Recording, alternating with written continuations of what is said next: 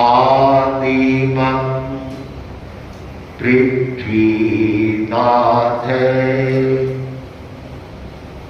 वादिमं निष्परिग्रहम् आदिमं तीर्थनाथश्च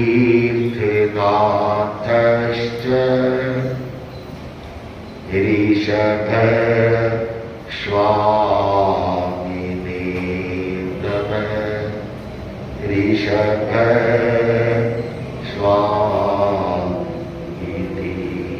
नमः। युगादिदेव प्रभु ऋषभ के चरणों में भाव भरा वंदन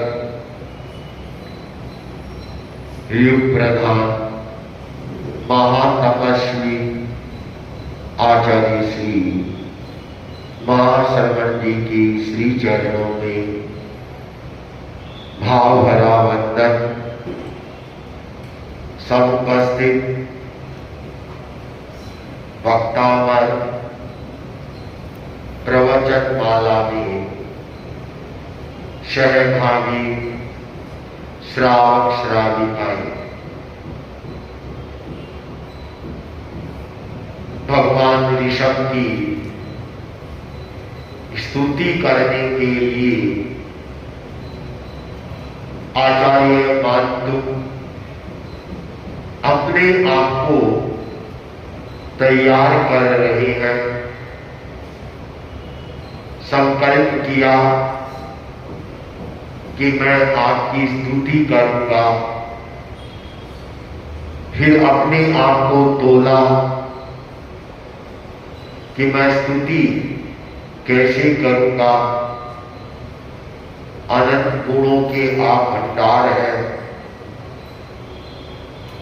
मेरे में वह सामर्थ्य नहीं, वह बुद्धि नहीं, अनंत गुणों का मैं स्तवना कर सकूं, अनंत गुणों की मैं स्तुति कर सकूं, यह मेरे में कहाँ क्षमता है। और भी मन में कई विकल्प उठे, अभी भी उठ रहे हैं कि प्रभु की स्तुति करूं, स्तवना करूं, लेकिन कैसे करूं। जब कोई भी आदमी संकल्प करता है और करने के बाद अपने आप की कमजोरी जब उसके सामने आ जाती है तो आदमी क्या करता है कि अपने आप को पीछे कर लेता है कि यह काम मैं नहीं कर सकता। यह आदमी की कमजोरी होती है, दुर्बलता होती है। आचार्य मातु अपनी कमजोरी को, अपनी क्षमता को वो स्पष्ट समझ रहे थे, अनुभव भी कर रहे थे, लेकिन स्तुति करने से अपने आप को पीछे नहीं लेते। उन्होंने कहा कि प्रभु मेरी शक्ति कम है, ये मैं मानता हूं, लेकिन मैं जिसकी स्तुति कर रहा हूं वह तो एकदम शक्ति संपन्न है, तो मैं स्तुति करूंगा तो उनका आभा वलय है, आभा मंडल है, वह अपने आप मेरी सुरक्षा करेगा। उनकी शक्ति से मेरा काम है वह हो जाएगा। अभी तक आचार्य मातु ने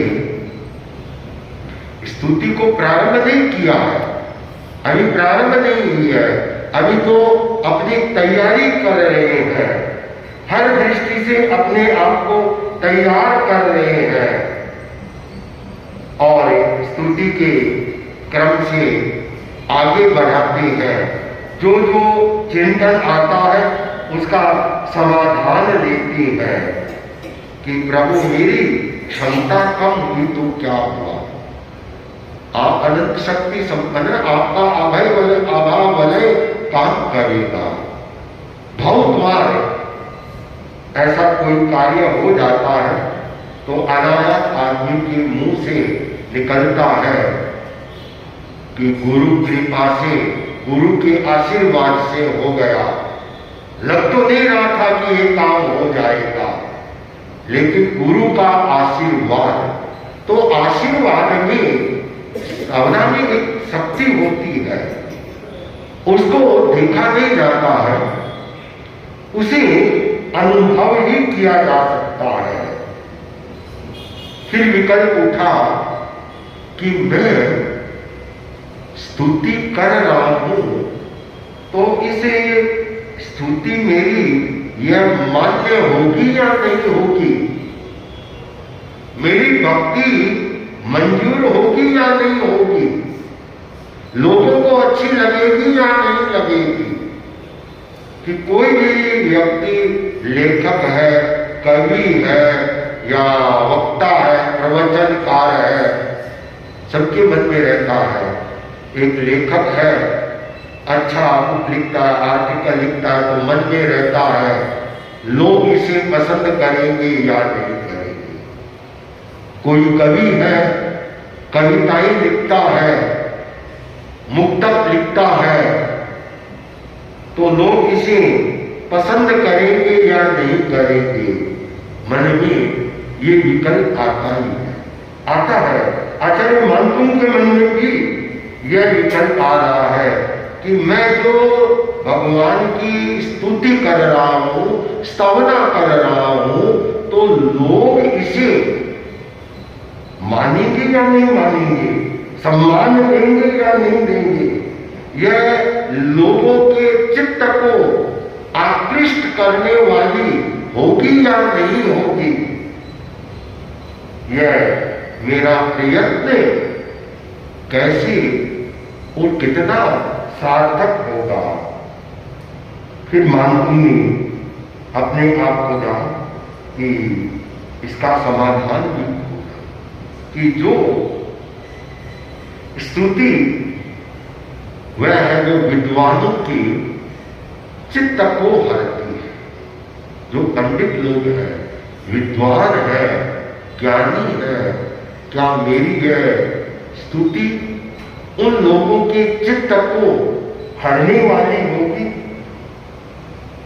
अब यहां पर व्यक्ति दोनों तरह से है। जो लेखक है, रचनाकार है, तो एक तो लेखक के नाम से बुक है वो लोग खरीद लेते हैं कि यह बुक आचार्य महाप्रज्ञ जी की है, लोग खरीद लेंगे कि उनकी बुक है तो कुछ ना कुछ नई चीज मिलेगी। एक बुक है, उसमें कंटेंट क्या है, प्रतिपाद्य क्या है। सपोज करो उसमें किसी ने राजा चंद्रगुप्त पर लिखी या रामायण पर लिखी, तो वह बुक लेखक के नाम से नहीं, वह रामायण के नाम से बिकेगी। दोनों चलता है, कहीं कहीं लेखक के नाम से बुक बिकती है और कई जगह उसमें क्या है तो रामायण के प्रति सामान्य जनमानस की आस्था है और वह बुक है अपने आप बिकेगी। वह लेखक चाहे कोई भी क्यों न हो, उसकी बुक है, वह बिकती ही बिकती है। तो मैं जिसकी स्तुति करने जा रहा हूं तो वह विद्वत लोगों के चित्त को हरने वाली होगी या नहीं होगी। तो एक सच्चाई और सामने आई और उसका भी आचार्य मानतुंग ने समाधान खोजा। अभी तक वो अपने एक एक मन की स्थिति का अध्ययन कर रहे हैं, चिंतन कर रहे हैं और समाधान ले रहे हैं और लेते हुए इसे वक्तावार के आखिरी काव्य में वे उल्लेख करते हैं मत्वीति नाथ तावसस्तवनं मयेत मत्वीति नाथ तावसस्तवनं मयेत मारभ्यते तनुदिया पितव प्रभावात् मारभ्यते तनुदिया पितव प्रभावात् चेतो हरिष्यति सदा नलिनी दलेषु चेतो हरिष्यति सदा नलिनी दलेषु मुक्ता फल द्रुतिमुखै तेन नोद बिन्दु मुक्ता फल द्रुतिमुखै तेन नोद बिन्दु।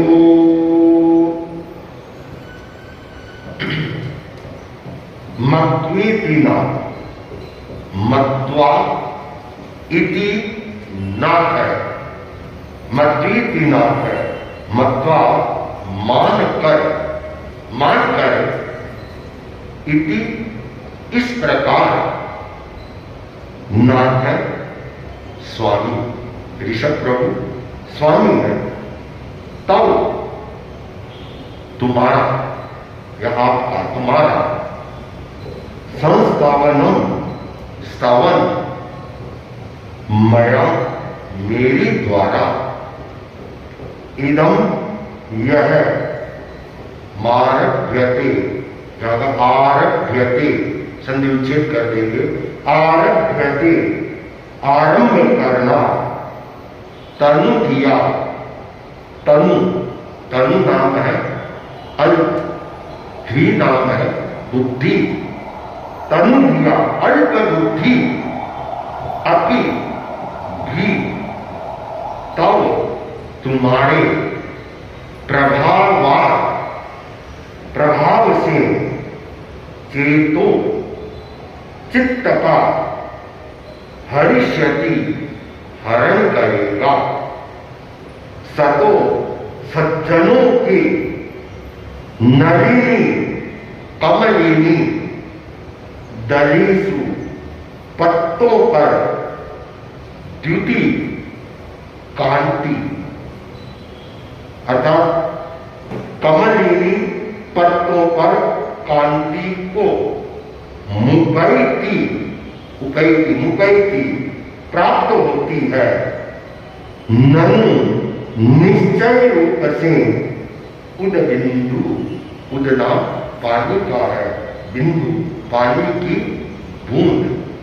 अब इसी काव्य का आठवीं काव्य का जो हम भावार्थ ले तो वह इस प्रकार से निकलेगा हे नाथ जिस तरह कमलिनी के पत्र पर पड़ी हुई ओस की बिंदु मोती की तरह सुंदर दिखकर लोगों के चित्त को हरती है उसी तरह मुझ अल्पज्ञ के द्वारा की गई स्तुति भी आपके प्रभाव से सज्जनों के चित्त को हरेगी।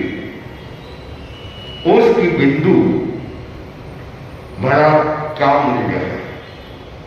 एक पानी की बूंद है और एक पानी की बूंद का क्या मूल्य होता है? एक गरम तवे के ऊपर एक पानी की बूंद गिरती है तो क्या होता है? समाप्त। वह पानी की बूंद मानो नींबू के रस में पड़ गई तो क्या होगा? खट्टी हो गई। पानी पानी की बूंद का क्या कोई उसका अस्तित्व नहीं है, मूल्य नहीं है। तो ये पानी की बूंद है, वह बूंद अपने आप में कुछ नहीं है। मैं जो स्तवना कर रहा हूं, मूल्य तो प्रभु आपका है कि कैसे कि पानी की बूंद में जो द्युति है, कांति है, वह चमकती है। क्यों चमकती है कि कमलिनी, कमल के फूल के पत्तों के ऊपर जब वह पानी की बूंद, ओस की बूंद गिरती है और सूर्य की किरणें पड़ती है तो उसमें चमक आती है, वह चमकती है, सबको अच्छी लगती है। तो उसमें पानी की बूंद का कुछ नहीं है, वह तो उस पत्ती का, कमलिनी का प्रभाव है। उस कमलिनी के ऊपर वह बूंद है, तब वह चमक रही है। प्रभु मेरी तो बुद्धि है वह स्वल्प है, लेकिन मैं स्तवना किसकी करूंगा? आपकी करूंगा, आपके गुणों की करूंगा। तो मुझे विश्वास है कि स्वतः ही वह विद्वत लोगों के चित्त को है वह हरने वाली होगी।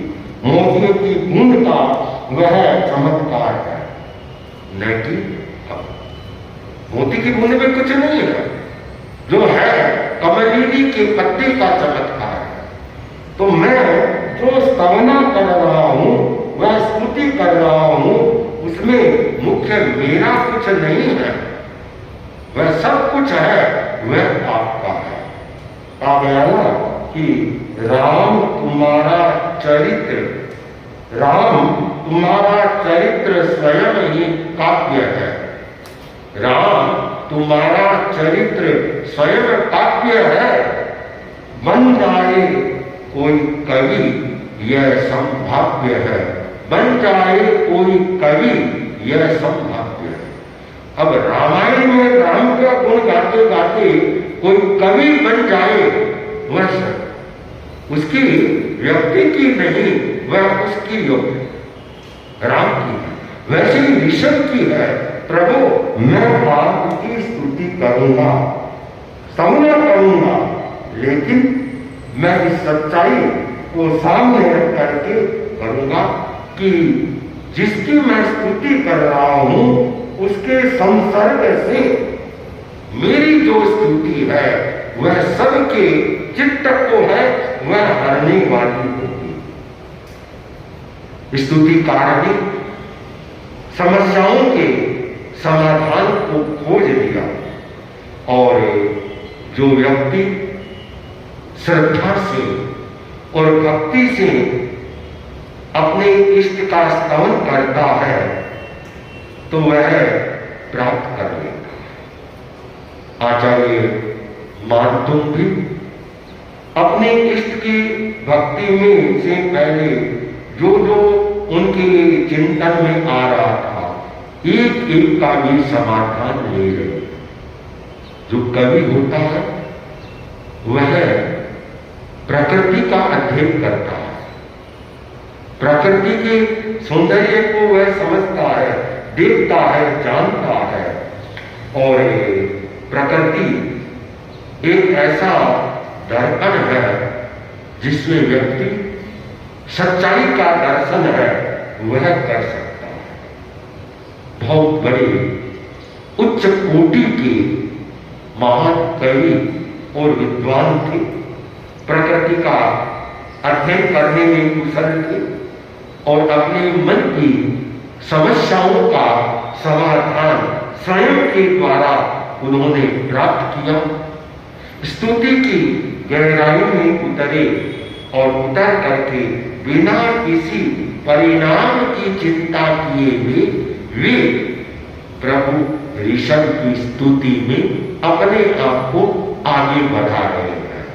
अब देखिए आगे क्रम से बढ़ते हुए आगे के श्लोकों में ये कैसे क्या उल्लेख करती है, उसका क्रम आगे आप लोगों को और बताने का प्रयास होगा। ओम